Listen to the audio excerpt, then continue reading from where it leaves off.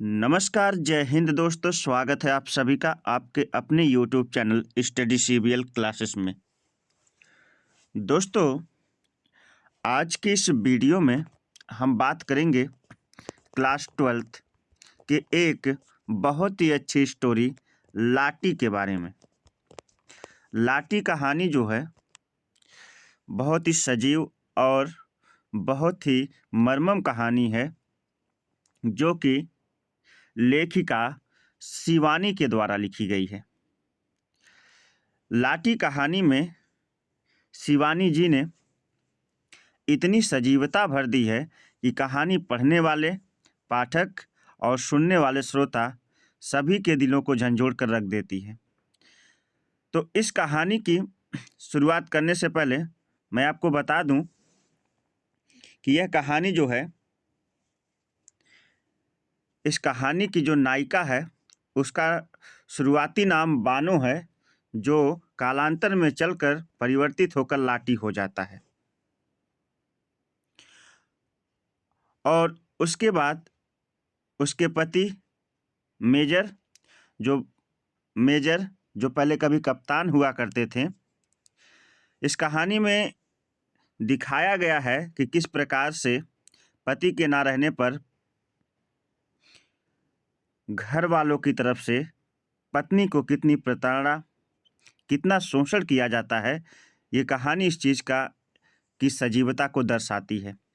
आइए इस कहानी को शुरू करते हैं। और ये कहानी सुनने के बाद क्लास 12th के विद्यार्थियों से मैं ये कहना चाहूँगा कि इस कहानी को सुनने मात्र से ही आपका 5 नंबर जो है तैयार हो जाता है। और साथ ही साथ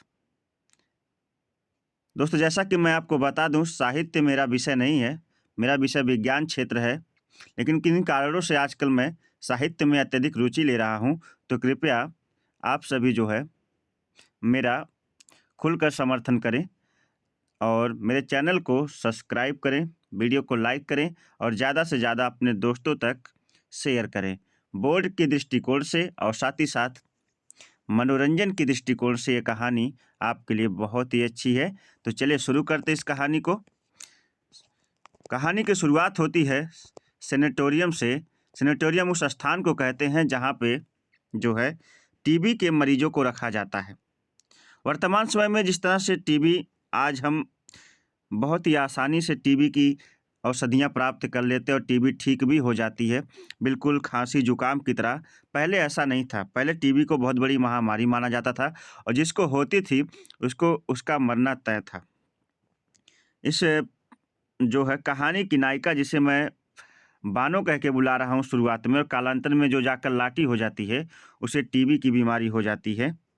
और उसका पति जो कप्तान कभी है, जो कभी प्रमोशन करके मेजर बनता है, उसकी देखभाल किस प्रकार से कर रहा है, इस पहले वाले चरण में हम देखेंगे। ठीक है, तो यहाँ लिखा है, लंबे देवदारों का झुरमुट झक झुक कर गेठियाँ सेनेटोरियम की बैलियाँ सी ले रहा था।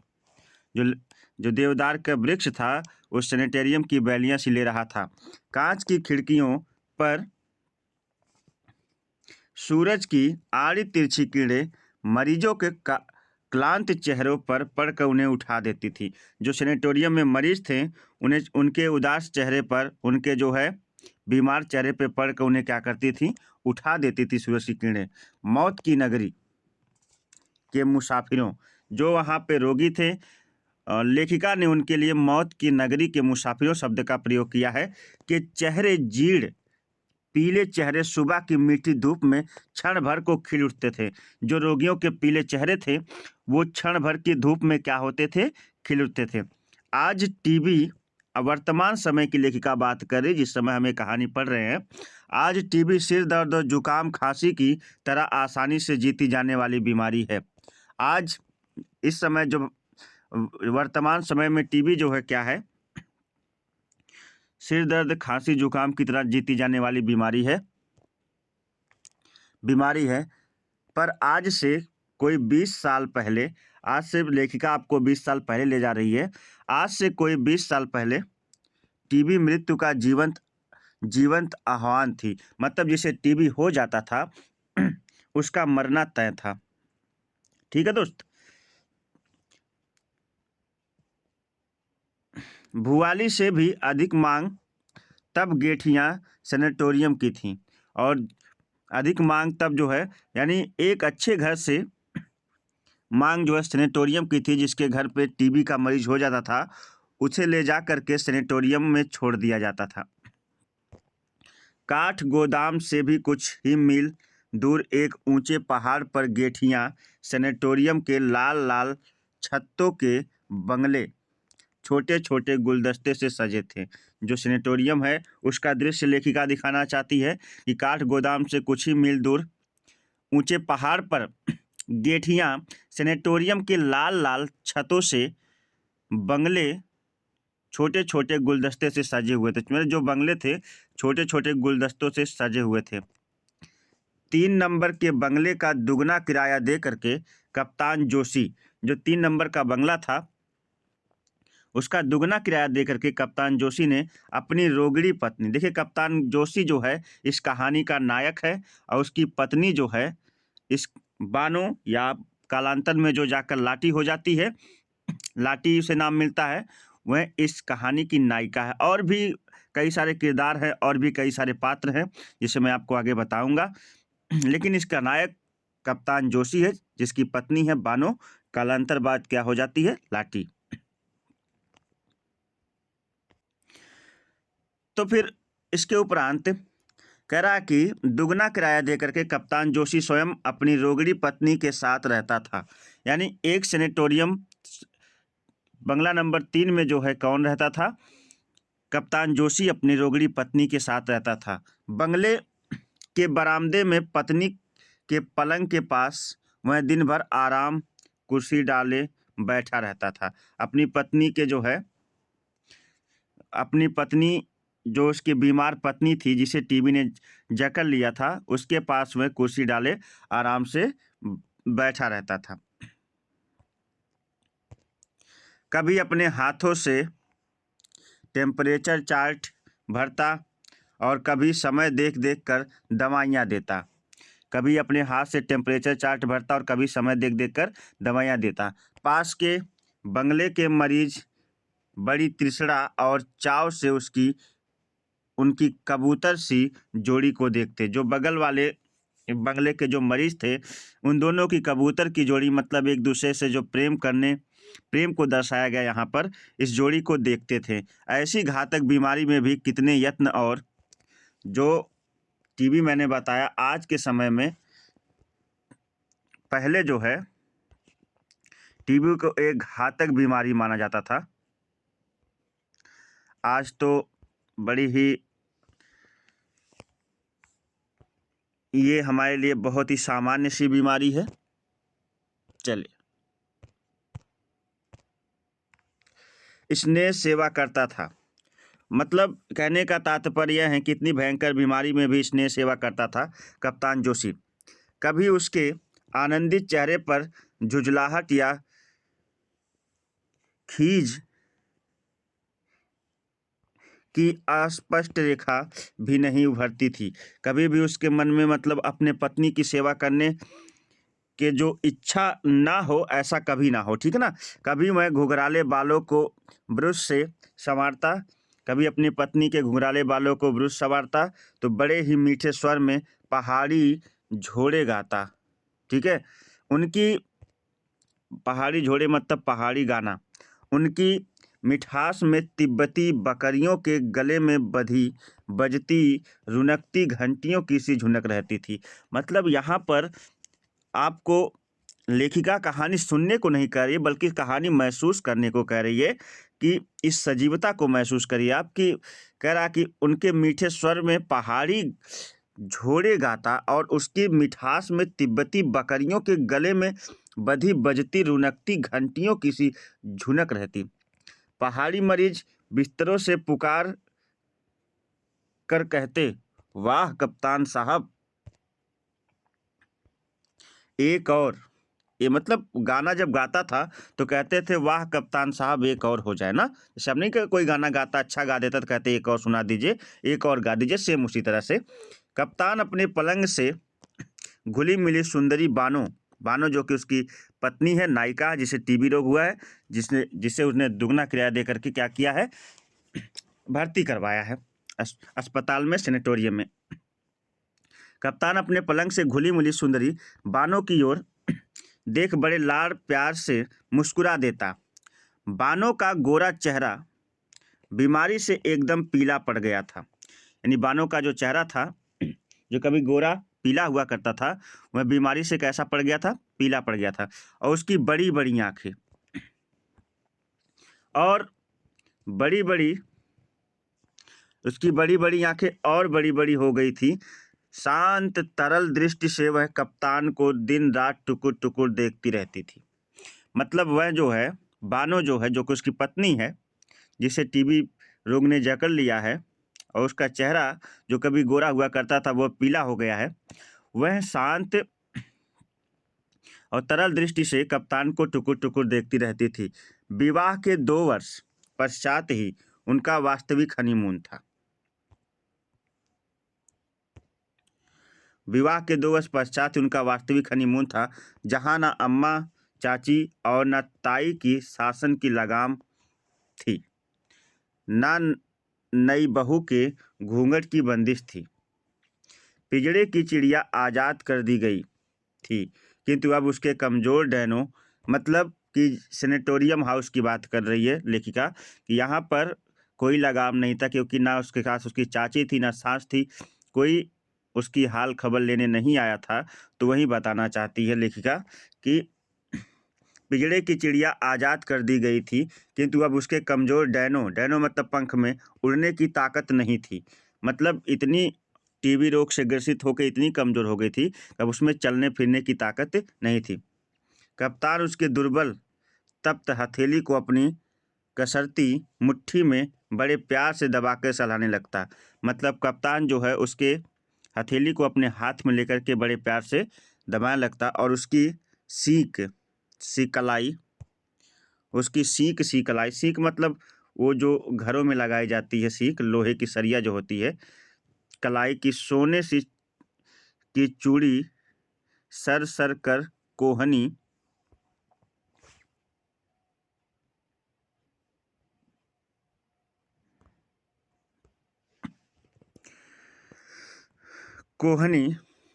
तक सरक जाती। मतलब इतना हाथ कमज़ोर हो गया था, उसकी जो चूड़ियाँ थी वो सरक कर कोहनी तक पहुंच जाती थी।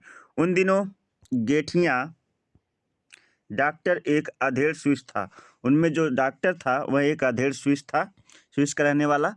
एक दिन उसने कप्तान को अकेले में बुलाकर कहा, कप्तान तुम अभी जवान हो, यह बीमारी जवानी की भूखी है। मतलब जो बीमारी टीबी है वह जवानी की भूखी है, मतलब ये जवान लोगों को अधिकतर होती है। मैं देख रहा हूँ तुम जरा भी परहेज नहीं बरतते, मतलब अपनी पत्नी से जरा भी परहेज नहीं बरतते। उसे टीबी हुआ है। मरीज की भूख को दवा से जीतना होगा, मोहब्बत से नहीं। जिस तरह से तुम अपनी पत्नी के साथ किसी प्रकार का कोई परहेज नहीं कर रहे हो, तो मैं तुम्हें सलाह देना चाहता हूँ कि मरीज की जो भूख है वो दवा से जीतना होगा, मोहब्बत से नहीं। ठीक है, ये जो है डॉक्टर ने कप्तान को सलाह दी।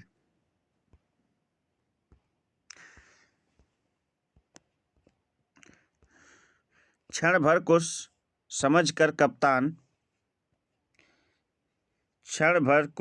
समझकर कप्तान लाल पड़ गया।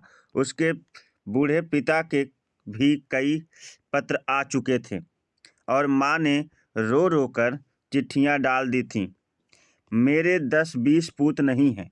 मतलब माँ ने कहा था कि मेरे 10-20 बेटे नहीं हैं बेटा, यह बीमारी सत्यानाशी है, यह बीमारी जो है सब कुछ खत्म कर देती है। पर कप्तान पहले की तरह अलमस्त डोलता, मतलब किसी की बात नहीं सुन रहा था। कभी बानो के चिकने केसों को चूमता, मतलब उसके कभी बालों को चूमता, कभी उसकी रेशमी पलकों को, कभी पास के प्राइवेट वार्ड की गुमनाम सिंह मालदार की गोल मटोल पत्नी से मजाक करता। जो पास का जो प्राइवेट वार्ड में जो गुमनाम सिंह की मालदार पत्नी थी, मालदार की गोल मटोल पत्नी से मजाक करता। मतलब सभी मरीजों के पास आता जाता था, किसी प्रकार का कोई जो है भेदभाव नहीं करता था। सेनेटोरियम, सेनेटोरियम मैं आपको बता दूं वह स्थान जहाँ पे टीबी के मरीज रखे गए थे कि मनहूस जिंदगी के काले आकाश में रोबदार ठाकुरानी की एकमात्र द्युतिमान तारिका थी। मतलब रोबदार ठाकुरानी की भी एक द्युतिमान तारिका का मतलब बहू थी, जो भरे भरे हाथ पैर में चिकने चेहरे पर सदा मुस्कान बिखेरती। वह पूरे सेनेटोरियम की भाभी थी। पूरे सेनेटोरियम की क्या थी? वह भाभी थी। उसे भी टीबी रोग ने जकड़ लिया था। उसके स्वास्थ्य के दुर्ग में भी ना जाने बीमारी का घुन किस अनरक्षित छिद्र से, मतलब उसका स्वास्थ्य इतना अच्छा था फिर भी पता नहीं कैसे बीमारी जो है अनारक्षित छिद्र से प्रवेश पा गया था। मतलब उसका स्वास्थ्य इतना अच्छा था फिर भी बीमारी का घुन उसे लग गया था। टीबी लगने की पीड़ा से कराहती वह, मतलब टीबी लगने की पीड़ा से मैं कराहती, वह अपनी करदय गालियों का अक्षय भंडार खोल देती। मतलब वह अपनी जितनी भी कुछ भी बोल सकती थी उसे बोलती थी अपशब्द टाइप का। कभी लक्ष्यपति ससुर को लक्ष्य बनाती कभी जो है अपने ससुर को कुछ उल्टा सीधा बोलती है मारे बुढ़ज्जू, मतलब मेरे बूढ़े आधी कुमाऊं के छत्रपति, कुमाऊं के मतलब ये आधी कुमाऊं के छत्रपति हैं, मतलब कि गांव के बहुत बड़े जमींदार हैं, पर बहू तीनथाड़ श्मशान को जा रही है। जो बहू है उनकी, मतलब जो भाभी है, वो कहाँ जा रही है? श्मशान को जा रही है। तो उनकी बला से दुम उठाकर जिसे देखा वहीं बतजात नर से मादा निकला। कहने का मतलब है कि उनकी उठाकर जिसने देखा बतजात से नर से मादा निकला। मतलब मैं जिसे समझती थी कि वो मेरा ससुर है, मतलब जिसे मैं मर्द समझती थी, वह तो मादा निकला का मतलब औरत निकला। मतलब इस समय में ना तो उसके ससुर कोई सास उनका साथ दे रहे थे, ना ही उनकी सास उनका साथ दे रही थी, जो भाभी थी। ठीक है ना, इसीलिए वो इस प्रकार के शब्द का प्रयोग करती थी। ठीक है। शाबाश, क्या पंच के स्टैंडर्ड का सेंस ऑफ ह्यूमर है। भाभी तबीयत बाग बाग कर दी, कप्तान कहता। कप्तान जब अपने ससुर को गाली देती थी, अरे सॉरी कप्तान कह रहा हूँ, भाभी जब अपने ससुर को गाली देती थी तो कप्तान कहता ऐ शाबाश, क्या पंच के स्टैंडर्ड का सेंस ऑफ ह्यूमर है। भाभी तबीयत बाग बाग कर दी, कप्तान कहता। एक मेरा खसम है साला, भाभी बोल रही है, गाली इसमें जो है कुछ अपशब्दों का प्रयोग किया गया है। एक मेरा खसम है साला, पी के धुत होगा, कहीं पर पीकर पड़ा होगा, किसी गोरी मेम को लेकर के 2 महीने से हरामी झांकने नहीं आया। दाढ़ी जारे की ठठरी उठेगी तो मजाल मैं सुहाग उतारूं।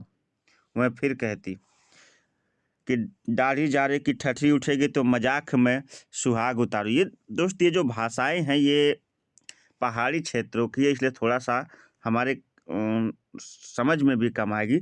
2 महीने से हरामी झांकने भी नहीं आया, दाढ़ी जारे की ठठरी उठेगी तो मजाल है मैं सुहाग उतारूं। वह कहती, मतलब कि जब दूसरी पत्नी लाएगा तो मजाल है कि मैं वहाँ से हटूं। ठीक है, ये कहने का मतलब है। क्यों भाभी, क्यों कोस रही हो? कप्तान हंसकर कहता। कप्तान हंसकर कहता, भाभी क्यों कोस रही हो अपने पति को?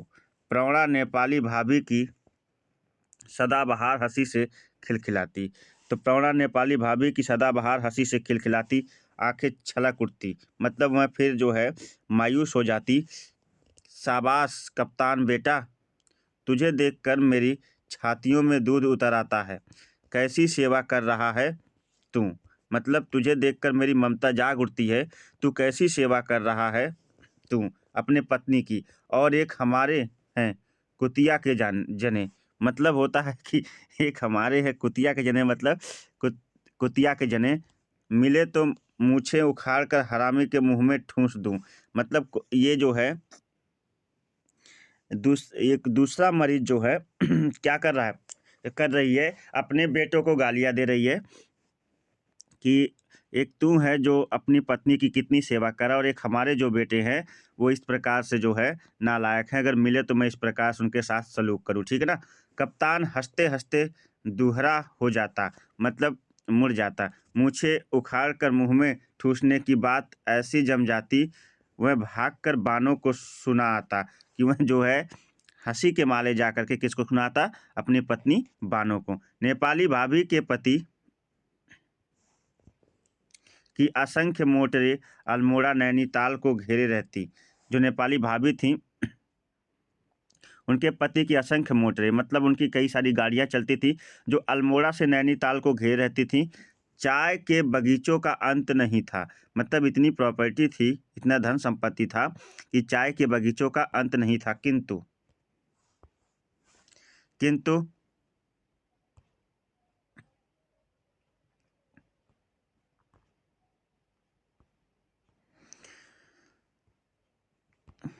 किंतु उनके वैभव ने पत्नी के प्रति प्रेम और मोह बेड़ियां काट दी थी। मतलब होता है, किंतु उनके वैभव ने, इस प्रकार के धन संपत्ति ने जो है पत्नी से जो मोह थी उसकी बेड़ियां, मतलब पत्नी से किसी प्रकार का मोह नहीं था, बेड़ियां काट दी थी। 1 वर्ष से वे एक बार भी उसे देखने नहीं आए, यानी सैनिटोरियम हाउस में छोड़कर नेपाली भाभी को कभी भी उनके घर वाले उन्हें देखने नहीं आए। एक दिन कप्तान ने देखा नेपाली भाभी की खांसी बहुत ही बढ़ गई है। नेपाली भाभी की खांसी बहुत ही बढ़ गई है। खांसी का दौरा सा पड़ा, मतलब लगातार खांसी आती रही और कप्तान भागकर देखने गया तो देखा कि रक्त के कुंड के बीच नेपाली भाभी की विराट गेहुआ देह निष्प्राण पड़ी थी। यानी रक्त के कुंड के बीच, मतलब होता है कि जब भी कोई टीबी का मरीज होता है तो खांसते समय उसके मुंह से रक्त आता है, तो इस खून के बीच जो है नेपाली भाभी का जो विराट गेरुआ शरीर था वह निष्प्राण पड़ा था, मतलब पड़ी थी, मतलब वह मर चुकी थी। नेपाली भाभी मर चुकी थी। पति के मूँछों को उसके मुंह में ठूसने का जो स्वप्न अधूरा छोड़कर चली गई। मतलब जो नेपाली भाभी कहती थी अगर मेरा पति मिले तो मैं उसकी मूँछ उखाड़ के उसके मुंह में ठूस दूं, इस स्वप्न को अधूरा छोड़कर नेपाली भाभी क्या हुई, अब इस दुनिया में नहीं रही, चल बसी। ठीक है, चलिए आगे बढ़ते हैं। कुछ दिन तक कप्तान उदास हो गया। बानों की बड़ी बड़ी आंखों में भी उदासी के डोरे पड़ गए। यानी नेपाली भाभी को मरता देखकर कप्तान उदास हो गया और बानों की बड़ी बड़ी आंखों में भी उदासी के डोरे पड़ गए।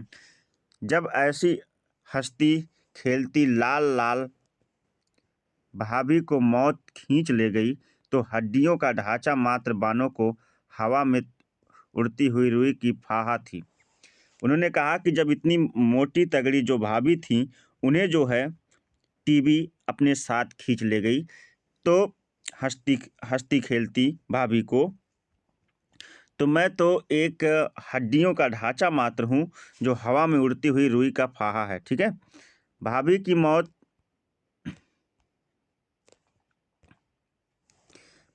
मौत आकर जैसे उन दोनों के कान में कह गई थी कि जिंदगी कुछ ही पलों की है। मतलब बानो इतनी चिंतित थी कि इतनी मोटी तगड़ी भाभी जो है मर सकती हैं, तो मैं तो बिल्कुल कमज़ोर हड्डियों का ढांचा हो गई हूँ। और उन दोनों को ये कह गई थी, जैसे लगता था भाभी की मौत, कि ज़िंदगी कुछ ही पलों की है। उन अमूल्य पलों के अमृत स्वरूपी रस की अंतिम बूंद भी उन दोनों को छोड़ना मंजूर ना था। मतलब जो भी कुछ समय बचा था वे दोनों एक दूसरे के साथ रहना चाहते थे। नित्य निकट आती मौत ने बानों को चिड़चिड़ा बना दिया। यानी नेपाली भाभी की मौत को देखकर बानो जो है चिड़चिड़ा सा व्यवहार करने लगी। पर जैसे इकलौते जिद्दी दुर्बल बालक की हर जिद को स्नेहमयी माता हंसकर झेल लेती है, जिस प्रकार से बच्चे जिद करते हैं और मम्मी पापा झेल लेते हैं, वैसे ही कप्तान हठीली बानो की हर जिद पूरी करता था। यानी बानो उसको वहाँ से जाने को कहती थी, मतलब वहाँ ना रहने को कहती थी, फिर भी जो है वह हंस के इस बातों को टाल देता था। कभी मैं खिली चांदनी में बाहर जाने को मचलती, कभी जो है बानो खिली चांदनी में बाहर घूमने को कहती, तो मैं अपने खाकी ओवरकोट में उसे लपेटकर अपनी देह से सटाए लंबे चीड़ छाया में बैठा रहता। मतलब उसे जो है अपने साथ खाकी कपड़े में लपेट कर जो है बैठा रहता। बानो को विवाह के ठीक तीसरे दिन छोड़कर उसे बसरा जाना पड़ा। अब कहानी बता रहा है, लेखिका अब कहानी बता रही है। अब यहीं से कहानी सुनने लायक है। ठीक है दोस्त, अब बहुत ही अच्छी कहानी। अभी तक तो सेनेटोरियम का सारा माहौल बना हुआ था। अभी तक सेनेटोरियम, नेपाली भाभी का मरना और किस प्रकार से चिंतित होना नायक और नायिका का। अब यहाँ से देखिए पूरी कहानी है, किस प्रकार से मेजर का विवाह हुआ था और बानो किस प्रकार से जो है घर में आई थी। तो आइए इस कहानी को अब शुरू करते हैं बिल्कुल अच्छी तरह से। बानो को विवाह के ठीक तीसरे दिन, जब बानो का विवाह हुआ मेजर जोशी से, कप्तान जोशी से, तो ठीक तीसरे दिन छोड़कर उसे बसरा जाना पड़ा। कप्तान जोशी को बानो को छोड़कर बसरा जाना पड़ा। उन दिनों में खाकी वर्दी में कैसे 6 फूटे शरीर और भूरी भूरी मूछों को देखकर बानो उससे जितना ही कटी कटी छिपी छिपी फिरती। मतलब होता था कि इसका तात्पर्य यह है कि मेजर या आपके कप्तान जोशी जो बाद में मेजर बनता है, कप्तान जोशी की उम्र थोड़ा सा बड़ी थी और बानो अभी बच्ची थी और उसे देखकर जो है करा कि उन्हीं भूरी भूरी मूछों को देखकर बानो उससे जितना भी कटी छिपी फिरती थी, मैं उसे पाने को उतना ही उन्मत्त उठता था। मतलब बानो उससे दूर भागती थी और मैं बानो के नज़दीक आता था। ठीक है, उसे देखते हुए अपनी मेहंदी लगी नाजुक हथेलियों से लाज से गुलाबी चेहरा ढांक लेती थी। जब भी वह अपने पति कप्तान जोशी को देखती थी तो वह शर्मा जाती थी। कहने का पूरा मतलब यह है। अब यहीं से कहानी पूरी शुरू है।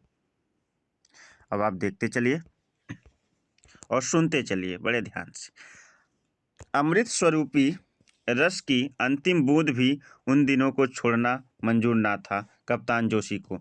नित्य निकट आती मौत ने बानो को चिड़चिड़ा बना दिया, पर जैसे इकलौते जिद्दी दुर्बल बालक की हर स्नेहमयी माता हंसकर झेल जाती है, ठीक उसी प्रकार से जो है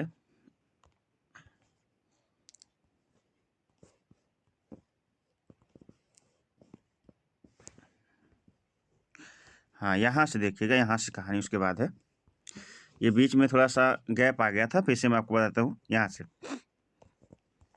देखिए, यहाँ पे करा कि नाजुक हथेलियों से लाज गुलाबी चेहरा ढांक लेती थी। इसके बाद की कहानी है यहाँ से, ये इस वाले में।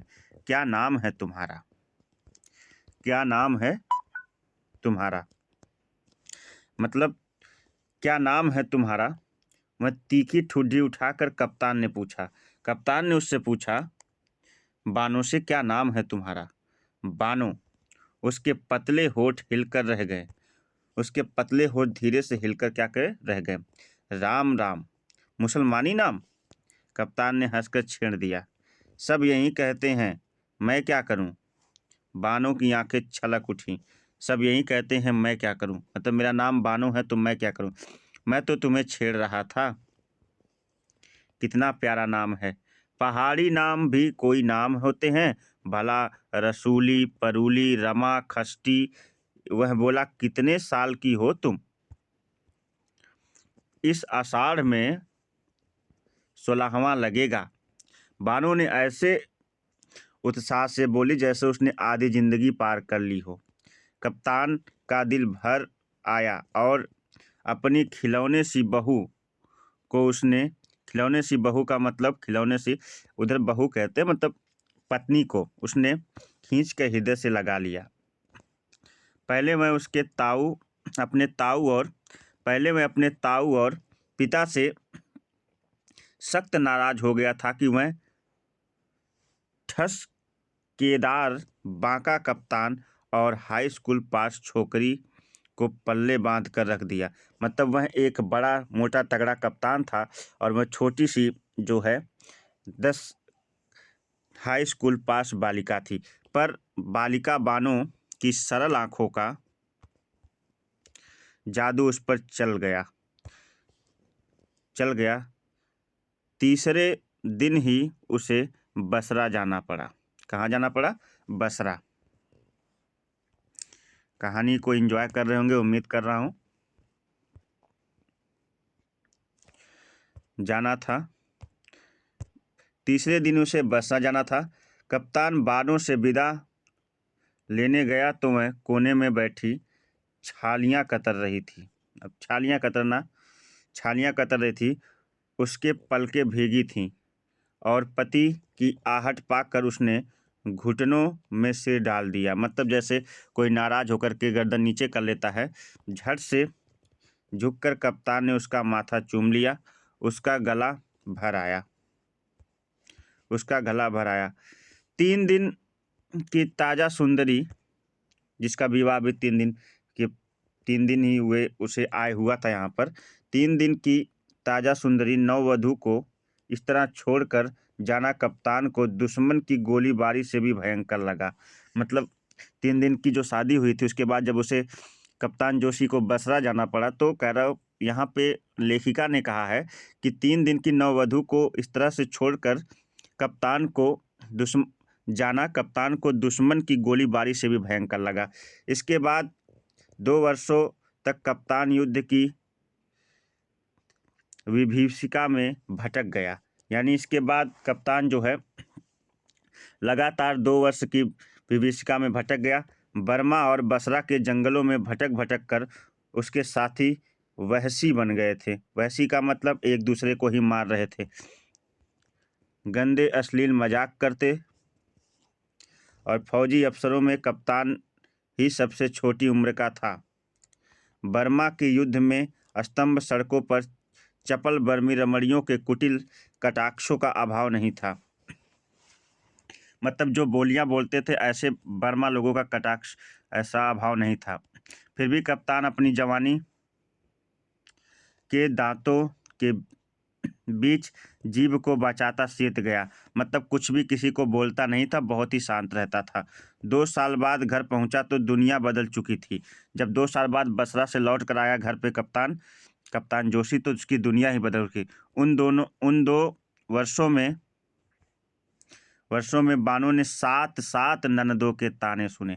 बहुत ही मर्मम यहाँ से बात है कि, और इसमें लेखिका ने सजीवता को दर्शा दिया है। कहा कि इन 2 वर्षों में बानों ने 7 ननदों के ताने सुने, भतीजों के कपड़े धोए, ससुर के हौज बिने, और पहाड़ की सी नुकीली छतों पर 5 सेर उड़द पीस कर बड़ियाँ तोड़ी। मतलब होता है कि, कहने का मतलब है कि किस प्रकार से स्त्री ही स्त्री का शोषण करती है, इस कहानी में पूरी तरह से जो है दिखाया गया। पूरा घर मिलकर जो है बानों को किस प्रकार से प्रताड़ने लगा, किस प्रकार से उसका उस घर में जो है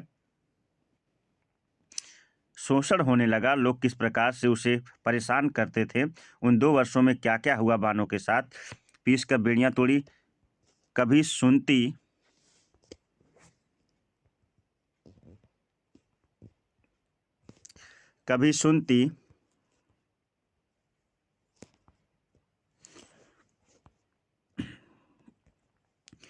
उसके पति को जापानियों ने कैद कर लिया है। मतलब लोग घर में बात करते कि उसकी पति को जो है जापानियों ने कैद कर लिया है, अब वह कभी लौट कर नहीं आएगा, अब वह कभी नहीं लौटेगा।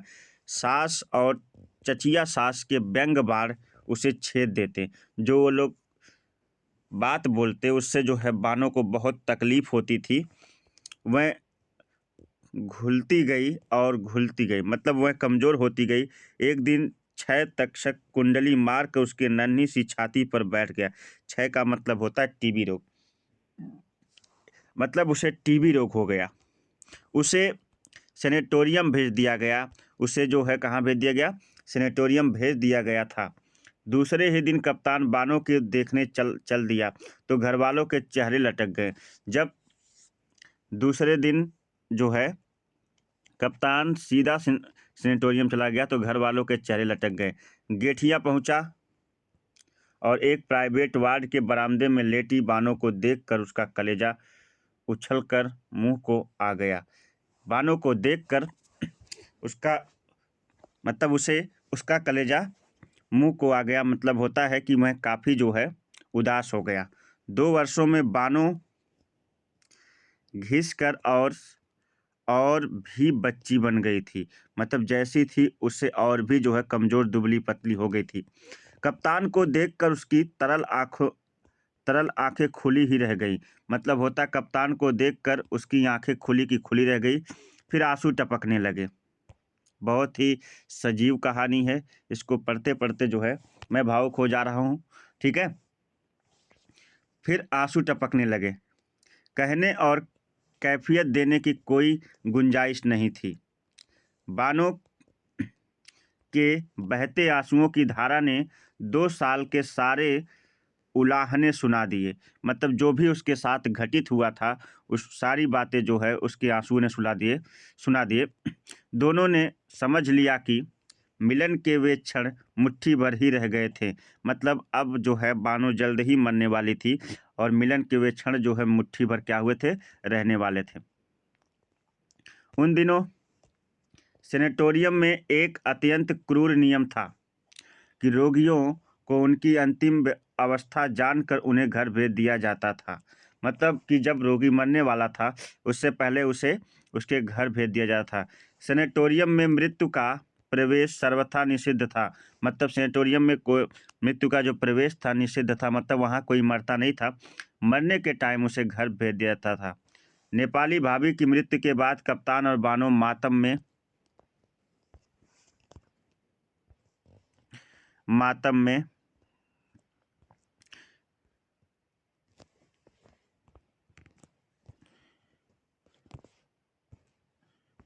में डूब गए। पर चौथे दिन वे फिर हनीमून मनाने लगे। मतलब फिर खुश हो गए, अपने में रह गए। अपनी साड़ियों का बक्स निकाल कर बानो ने कई साड़ियों पर इस्त्री करवाई। मतलब अपनी साड़ियों के बक्स को निकाल कर जो है बानो ने कई साड़ियों की इस्त्री करवाई। बड़ी देर तक दोनों ने पेशेंस खेला। मतलब धैर्य को झेला ना। और पर शाम होते ही बानो मुरझाने लगी।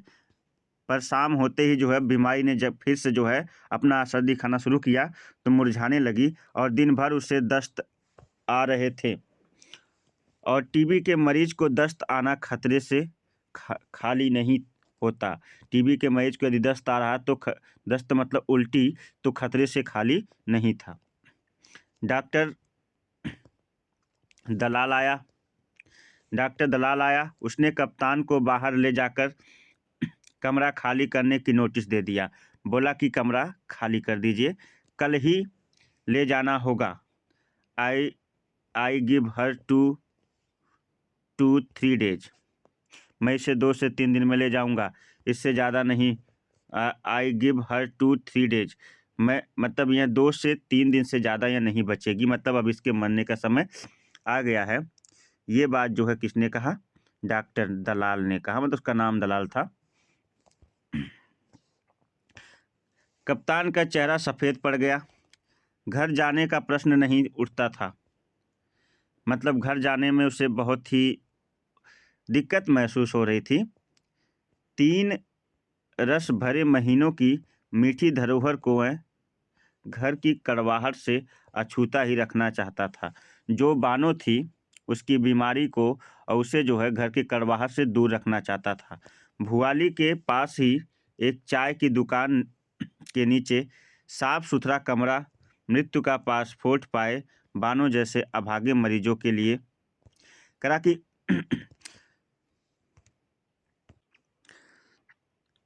भुआली के पास ही एक चाय की दुकान के नीचे साफ सुथरा कमरा मृत्यु का पासपोर्ट पाए बानो जैसे अभागे मरीजों के लिए सदा बाँह फैलाए खुला रहता था। यानी भुआली के पास जो चाय की दुकान थी उसके नीचे एक साफ सुथरा कमरा था। जो भी मरीज टीबी से मरने वाला होता था ना उसके लिए वो अपनी बाहें फैलाए मतलब होता उनको वहाँ पे रूम दिया जाता था, कमरा दिया था। सेनेटोरियम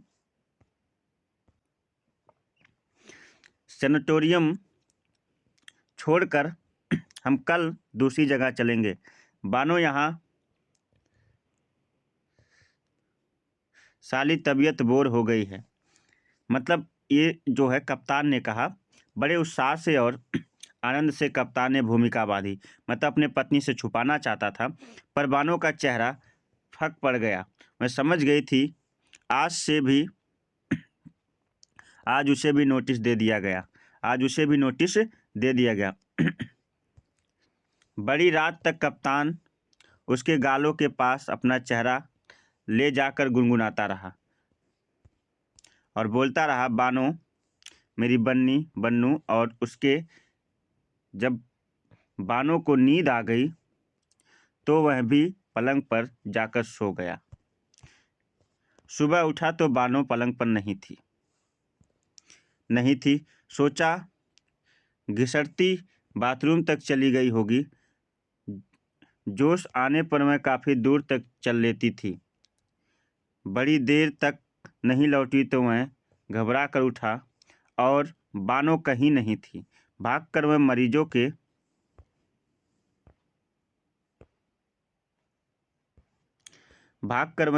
के पास गया। डॉक्टर आया, नर्सें आई, चौकीदार आया, पर बानो कहीं नहीं थी। सैनिटोरियम में आज पहली बार ऐसी अनहोनी घटना हुई थी, ठीक है ना, कि बानो कहीं पर चली गई थी। दूसरे दिन कहानी काफ़ी लंबी हो जा रही है दोस्त, पर कोई दिक्कत नहीं, कहानी अच्छी है, सुनते रहिए और सुनने मात्र से ही आपका 5 नंबर तैयार हो जाएगा।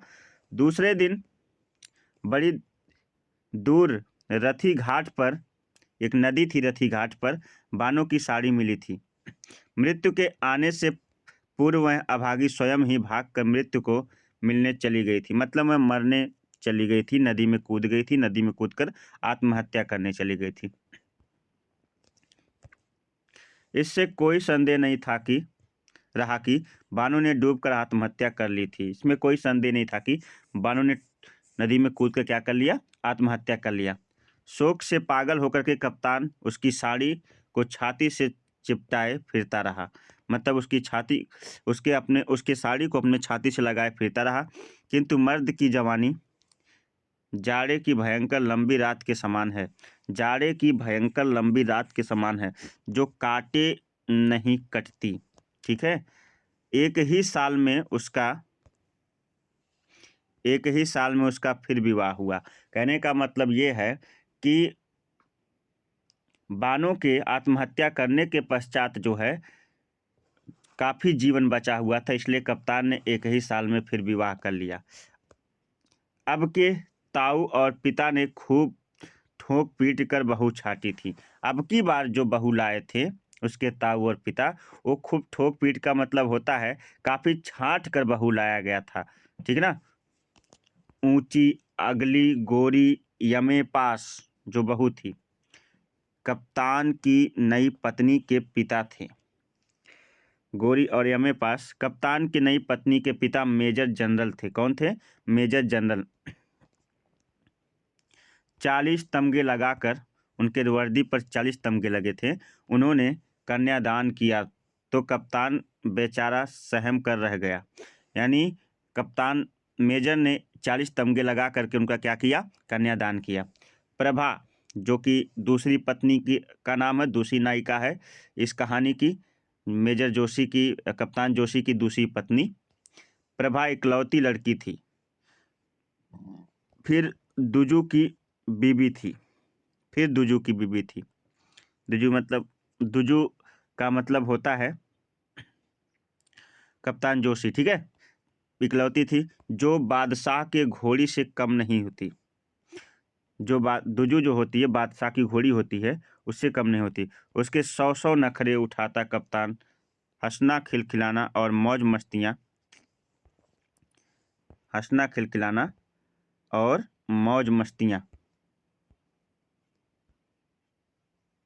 सब भूल कर रह गया। मतलब उसके 100 नखरे उठाता और कप्तान हंसना खिलखिलाना मौज मस्तियाँ सब भूल कर रह गया। 4 साल में कप्तान के 2 बेटे और 1 बेटी देकर प्रभा ने धन संचय की ओर ध्यान लगाया। मतलब 4 साल में जो है मेजर जोशी को 2 बेटे और 2 बेटियां हुई, ठीक है ना। प्रभा ने 2 बेटे और 2 बेटियों को जो है जन्म दिया और उसके बाद धन संचय की ओर ध्यान लगाया, मतलब धन को इकट्ठा करने में लग गई। 16 सालों में कप्तान के बैंक बैलेंस रुपयों और नोटों की मोटी तरह जमा कर दोनों नैनीताल घूमने आए। मतलब अपने जो है बैंक बैलेंस काफ़ी बना लिया, पैसा काफ़ी इकट्ठा कर लिया। अपने बैंक में काफ़ी पैसा रखने के बाद, मोटी रकम रखने के बाद कप्तान अपनी पत्नी के साथ जो है नैनीताल घूमने आया। कप्तान की थोड़ी सी तोंद निकल आई थी, मतलब मैं थोड़ा सा मोटा हो गया था। चेहरा अभी भी मस्ताना था, पर मूँछों में अब वह ऐंठ नहीं रह गई थी। यानी कप्तान अपनी पत्नी, दूसरी पत्नी प्रभा के साथ जो है नैनीताल घूमने बच्चों के साथ आया है और कनपटी के आसपास बाल सफ़ेद हो गए थे कप्तान के। 2 जवान लड़कों को कमीशन मिल गया था। 2 जवान लड़कों को कमीशन मिल गया था, मतलब उसके साथ 2 जवान लड़के भी आए थे। बेटी रिमांडा हाउस में पढ़ रही थी, जो उसकी बेटी थी वो रिमांडा हाउस में पढ़ रही थी। नैनीताल आकर कप्तान के दिल में एक टीस सी उठी। नैनीताल आकर कप्तान के दिल में एक क्या उठी? टीस सी उठी। काठ गोदाम से चलकर गेठिया दिखा। गेठिया का मतलब वह स्थान जहाँ पे कप्तान रुका हुआ था बानों को लेकर के, और वह गुमसुम सा हो गया। नैनीताल के ग्रैंड होटल में दोनों टिके। प्रभा बोली, चलो डार्लिंग, पहाड़ का इंटीरियर घूमा जाए, मतलब पहाड़ के ऊपर घूमा जाए। भुआली चले। चिकन सैंडविच, रोस्ट मुर्ग पैक करवा कर उसने अपनी फिएट गाड़ी भुआली की ओर छोड़ी। मतलब ये सारी चीज़ें पैक करवा कर उसने अपनी फिएट गाड़ी भुआली की ओर छोड़ी। बगल में दामी चंदेरी साड़ी और बिना बाहों के ब्लाउज में मांसल शरीर और गोरी दमक बिखेरती प्रभा बैठी हुई थी। बगल में जो है कौन बैठी हुई थी? दामी चंदेरी साड़ी, मतलब महंगी साड़ी पहने हुए और बिना बाहों के ब्लाउज पहने हुए मांसल शरीर की मोटी दमक बिखेरती उसकी पत्नी प्रभा बैठी हुई थी। भुआली की एक छोटी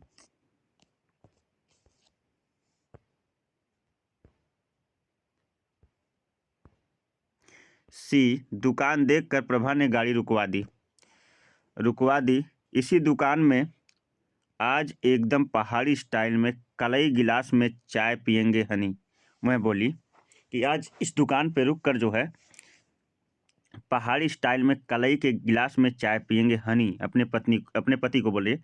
कप्तान अब मेजर था, मतलब उसका प्रमोशन हो गया था, उसका ओहदा बदल गया था, अब वह मेजर बन चुका था। कप्तान अब मेजर था।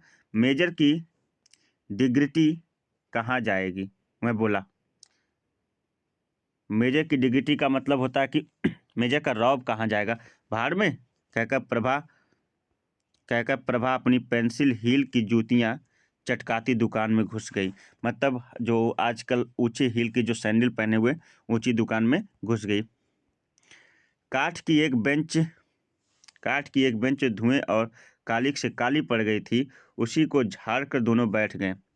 पहले कुछ देर को पहाड़ी दुकानदार भौचक सा रह गया कि लकड़ी के धुएं से एकदम काली केतली में चाय उबल रही थी। उनके रौब को देखकर जो है दुकानदार भौचक सा रह गया।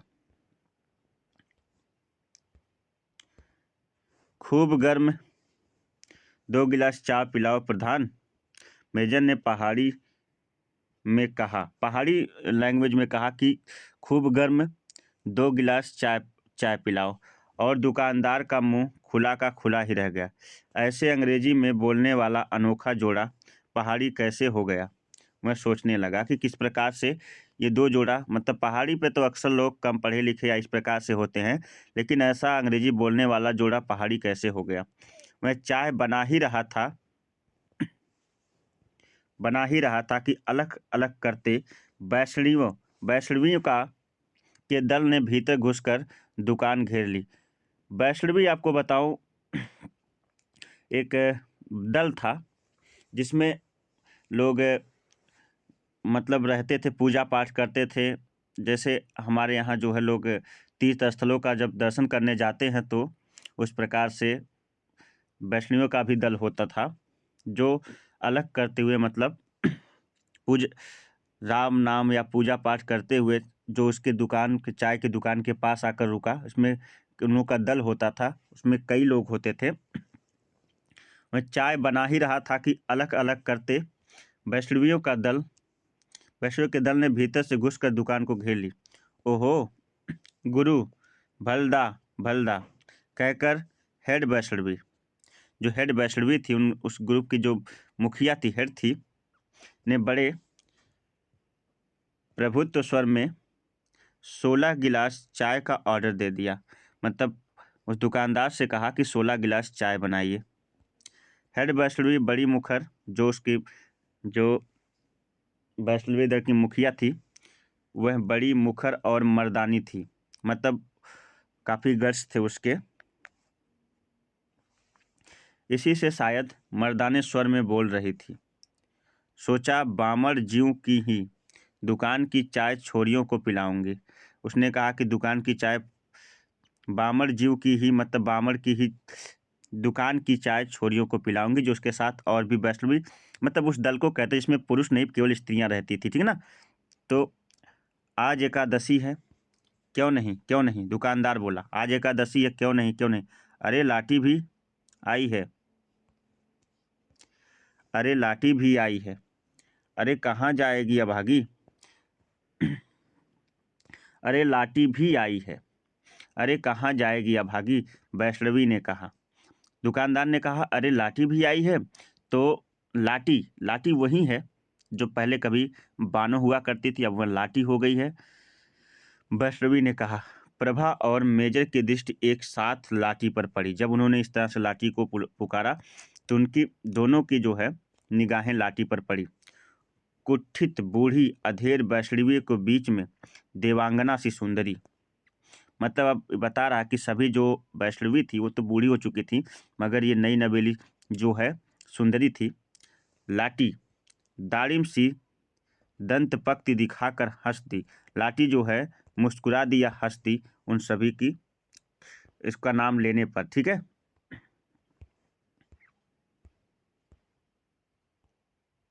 हंस दी।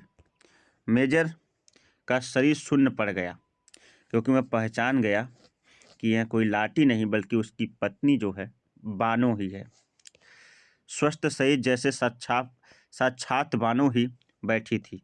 स्वस्थ शरीर में जैसे कौन बैठी थी, बानो ही बैठी थी। गालों पर स्वस्थ सी लालिमा थी, कान तक फैली आंखों में वही तरल सिंगतता थी, और गूंगी जिह्वा का गूंगा पर चेहरे पर फैलकर उसे और भी भोला बना रहा था। मतलब मैं गूंगी हो गई थी अब। हाय, यह गूंगी है, क्या यह गूंगी है? माय गॉड व्हाट ब्यूटी, क्या सुंदर है। हाय, क्या यह गूंगी है? माय गॉड व्हाट ब्यूटी, कितनी सुंदर है। प्रभा बोली। हाँ सरकार, यह लाठी है, दुकानदार ने कहा, और मेजर के दिल पर आ गिरी। भारी पत्थर और चट्टान उठ गई जैसे। मतलब यह लाठी है, मतलब कहने का मतलब है कि जब गूंगी सुना मेजर ने, तब उसके करा के दुकानदार ने कहा मेजर के दिल पर आ गिरी भारी पत्थर की चट्टान उठ गया। थोड़ा वह जो है अपने आप को हल्का महसूस करने लगा। क्या नाम है जी इसका? प्रभा मुग्ध होकर लाठी को ही देख रही थी। नाम जो होगा।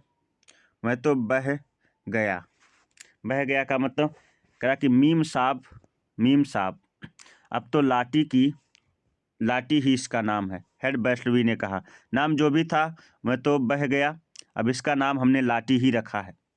हेड वैष्णवी ने कहा हमारे गुरु महाराज को इसकी देह नदी में तैरती मिली थी।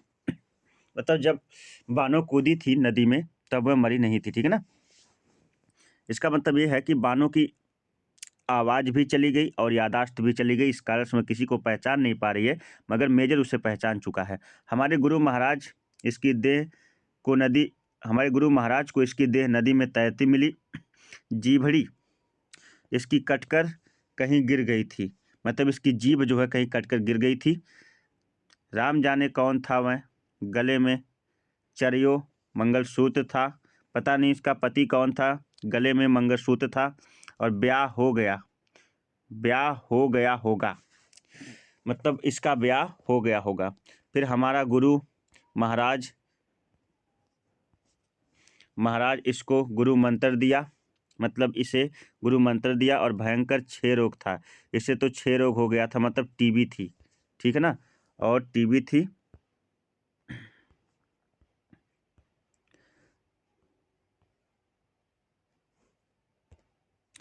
एक एक शेर खून उगलता था, मतलब एक एक शेर खून गिरता था इसके मुंह से, पर गुरु का शरण में आया तो सब रोग शोक ठीक हो गया इसका, मतलब ऐसे बोल रही थी पहाड़ी भाषा में, इसका सब रोग ठीक हो गया। लाठी जीभ दिखा, धू धू कर लाठी ने भुवन मोहिनी हंस हंस दी, और जीभ भी नहीं दिखाई, केवल वह हंसती जा रही थी, उसने जीभ भी नहीं दिखाया। कुछ नहीं समझती साली, बस खाती है 2.5 शेर, सब भूल गया हमारा ऑर्डर भी नहीं मानती, सब कुछ भूल गई, मतलब हमारी कोई कही बात नहीं मानती। असंतुष्ट स्वर में मर्दानी वैष्णवी बोली, मतलब हमारी बात नहीं मानती और सब कुछ भूल चुकी है। Oh my God, oh my God, आदमी को भूल गई क्या? प्रभा बोली, आदमी को भूल गई क्या? अपने आदमी को भूल गई क्या? मतलब होता है कि अपने पति को भूल गई क्या? जो था सो था, इसको कुछ याद नहीं, खाली फिक फिक कर हंसती है हरामी, खाली मतलब हमेशा हंसती है हरामी। और अब प्रभु इसका मालिक और प्रभु इसका सहारा है, प्रभु ही इसका मालिक है और प्रभु इसका सहारा है। गुरु कितना पैसा हुआ? चाय वाले से बोली, गुरु कितना पैसा हुआ?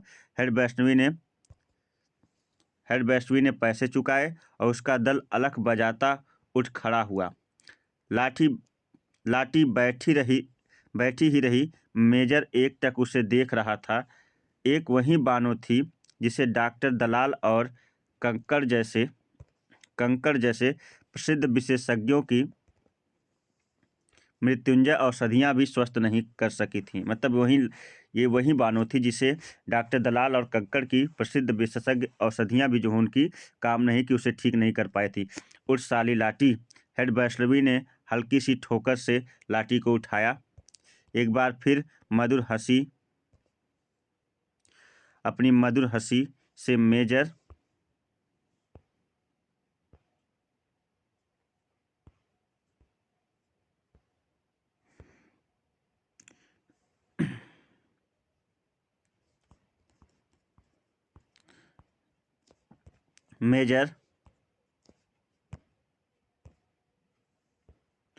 को हृदय में बीध कर लाठी उठी और दल के पीछे चल दी। काश उसके भोले चेहरे से गाल सटाकर मेजर कह सकता, मेरी बन्नो बन्नी बन्नू। शायद उसकी गूंगी जबान के नीचे दबी हुई गूंगी पिछली जिंदगी बोल उठती। पर मेजर जिंदगी की दौड़ में बहुत आगे निकल आया था। पीछे लौटकर बिछुड़े को लाना सबसे बड़ी मूर्खता होती। 2 जवान बेटी और राष्ट्रपति के सहभोजों की चमकती शानदार दूसरी बीबी, मतलब राष्ट्रपति के सहभोजों का मतलब होता है कि एक रौबदार बीबी। गरीब गूंगी लाठी का आना कैसे सहन कर सकते थे? ठीक है ना। उठो डार्लिंग, लंच गर्म पानी में करेंगे, प्रभा ने कहा, और मेजर उठ खड़ा हुआ। कुछ ही पलों में वह बूढ़ा और खोखला हो गया था। बानो मर गई थी, अब तो वह लाठी थी। प्रभु अब उसका मालिक और प्रभु उसका सहारा था। यहीं पर कहानी ख़त्म होती है। कहानी बहुत ही मज़ेदार और इंटरेस्टिंग थी। क्लास 12th के विद्यार्थियों के लिए बहुत ही शानदार कहानी थी और वीडियो काफ़ी लंबी हो चुकी है। उम्मीद करता हूँ वीडियो आपको काफ़ी पसंद आई होगी। तो वीडियो आपको पसंद आई है तो वीडियो को लाइक करें, चैनल पर नए हैं तो तुरंत सब्सक्राइब कर लें। वीडियो को अपने दोस्तों तक शेयर करें। मिलते हैं एक नई वीडियो के साथ।